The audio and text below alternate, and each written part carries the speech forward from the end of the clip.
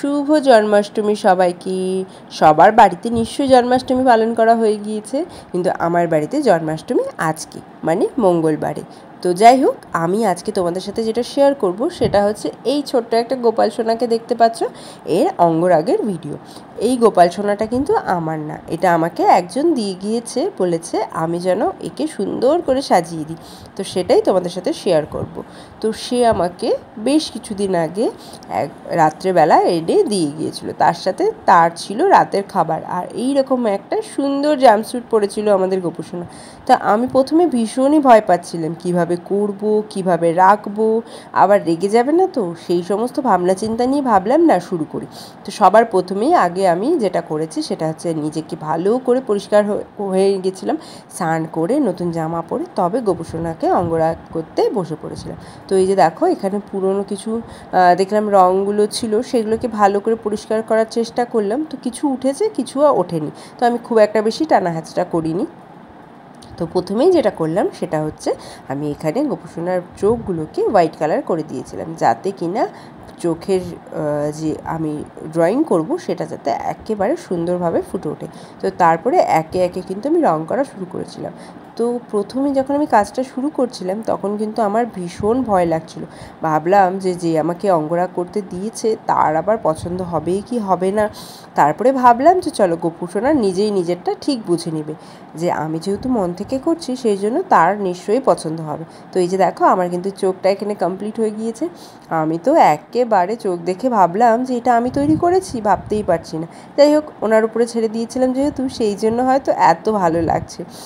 আর ঠোঁটটা দেখে একটু মনে হচ্ছিলো যেন উনি খুশি নন। তো সেই জন্য ভাবলাম ঠিক আছে, ঠোঁটটাকে আমি আবার নতুন করে দেবো। তো তারপরে আমি ওনার সমস্ত এই যে দেখতে পাচ্ছ কানগুলোতেও রং করে দিচ্ছি। আমি কিন্তু আমার বাড়িতে কিন্তু অনেকগুলো গোপাল রয়েছে, মানে আমার বাপের বাড়িতে অনেকগুলো গোপাল রয়েছে, অনেকের গোপাল রয়েছে, সেখানে আমার গোপালও রয়েছে। তো যাই হোক, সেইভাবে কিন্তু কোনোদিনও করা হয়নি এই কাজটা। তো এইবার ভাবলাম যে না, এই কাজটা করি, দেখি যদি ঠিকঠাক হয় তাহলে আমি এরপরে নিজের গোপালকেও এইভাবে সাজাবো। তো এই যে দেখো, এখানে আমি গোপালকে তিলক কেটে দিচ্ছি। আর কিভাবে গোপাল সোনাকে ধরবো সেটাই বুঝে উঠতে পারছিলাম না, ভীষণ ভয় লাগছিল। মনে হচ্ছিল যেন একেবারে ছোট্ট বাচ্চাদেরকে আমরা কোলে নিতে যেরকম ভয় পাই, যে কোথাও লেগে যাবে কিনা, কোথাও ব্যথা পাবে কিনা, ঠিক সেই রকমই একটা অবস্থা আমার হচ্ছিল। তো যাই হোক, আমাকে যে অঙ্গরাগ করতে দিয়েছিল সে আমাকে একটা প্রেফারেন্স দিয়েছিল, বলেছিল যে ঠিক এই রকমই একটা করে দিতে। তো আমি সেই রকমই চেষ্টা করেছি। শেষ অবধি দেখো যে ঠিকঠাক করতে পারলাম কি পারলাম না। তো যাই হোক, এবার চোখ মুখ সব হয়ে গিয়েছে। এবার হাতে, গোপাল সোনার হাতে একটা ময়ূরপঙ্খী এঁকে দেওয়ার চেষ্টা করছি। গোপাল সোনা আর ময়ূরপঙ্খী হবে না সেটা তো হতে পারে না। তো সেই জন্য জাস্ট চেষ্টা করেছি, জানি না কতটা কি ভালো হয়েছে, তোমরা বলো কেমন হয়েছে। আমার কিন্তু কাজটা শেষে বেশ মনে হচ্ছিল যে গোপাল ঠাকুর দেখে বেশ খুশি হচ্ছিল। তো সেই জন্য আর ভয় না পেয়ে পুরোটা একেবারে করে ফেললাম। তো এই যে দেখো, এখানে আমি তিনটে কালার ইউজ করেছি, ব্লু, ইয়েলো আর গ্রিন। তারপরে সেটাকে একটু মিসম্যাচ করে দিয়ে কিন্তু পালকটা জাস্ট তৈরি করার চেষ্টা করেছে। আর যেহেতু খুবই ছোট্ট ছিল সেই জন্য একটু অসুবিধা হচ্ছিলো। তো তাই যাই হোক, তার জন্য 000 যে তুলিটা সেটা আমি ইউজ করেছি। এরপরে আমি নিচের দিকে একটু ঝুলঝুল করে কিছু একটা গয়না তৈরি করে দেবো ভাবছিলাম। তো প্রথমে সত্যি আমি ভীষণ ভয় পেয়ে গেছিলাম, তার থেকেও বেশি আমার হাতটা কাঁপছিল। আমি এর আগে যদিও ফেব্রিকের কাজ করেছি, কিন্তু এই কাজটা করতে গিয়ে কিন্তু আমার সত্যি রীতিমতো ভয় হচ্ছিল। তারপরে এবার শুরু করব গয়না। এবার হচ্ছে তাকে গলাতে গয়না পরানোর কাজটা চলছে, তো তোমরা দেখে নাও। আর যদি এই ভিডিওটা তোমাদের ভালো লাগে তাহলে প্লিজ কমেন্ট করো, আর কারা কারা এইরকম নিজের হাতে গোপালকে সাজাও আমাকে কিন্তু অবশ্যই জানিও, কারণ আমি জানি আজকাল অনেকের বাড়িতেই কিন্তু গোপাল ঠাকুর থাকে, আর তারা নিজেদেরকে একেবারে সুন্দর করে সাজিয়ে গুছিয়ে রাখতে ভালোবাসে। তো সেই জন্য তোমরা কারা কারা জন্মাষ্টমীতে নিজেদের গোপালকে এইভাবে সুন্দর করে সাজিয়েছিলে আমাকে কিন্তু অবশ্যই জানাবে। তো আমি এখনও হচ্ছে নিজের হাতে নিজের গোপালকে সাজাইনি, কিন্তু যাই হোক, ভগবান চেয়েছে সেই জন্য কিন্তু এই গোপাল ঠাকুর নিজের বাড়ি থেকে আমার বাড়িতে চলে এসেছিলো সাজুগুজু করতে, আর আমি কিন্তু খুব আনন্দের সাথে সাজুগুজু করে দিয়েছি। আর এইটাকে দেখে যিশু তো ভীষণই খুশি ছিল, ও বলছিল মা আমরাও কেন একটা গোপাল ঠাকুর নিয়ে আসি না, আমরা বাড়িতে একটা নিয়ে আসবো। মানে হ্যাঁ বাবা, নিয়ে আসতেই পারি, কিন্তু ওকে যত্ন করতে হবে, ভালোভাবে রাখতে হবে, সেটা যদি আমি রাখতে না পারি তাহলে। তো তো যাই হোক, এইবার দেখো পায়ে আমি আলতা পরিয়ে দিচ্ছি। ভাবলাম পায়ে একটু আলতাও পরিয়ে দিই, বেশ ভালো লাগবে, কিন্তু আমার কিন্তু খুব ভালো লেগেছিলো। চলো, এখন আর বেশি কথা একটা বলতে পারছি না, কারণ শরীরটা খুব একটা বেশি ভালো নেই। তো যাই হোক, তোমরা ভিডিওটা দেখো, আমি কিন্তু এখানে পুরোটাই তোমাদের সাথে শেয়ার করেছি। ভিডিওটা দেখো, আবার একটু পরে তোমাদের সাথে কথা বলছি।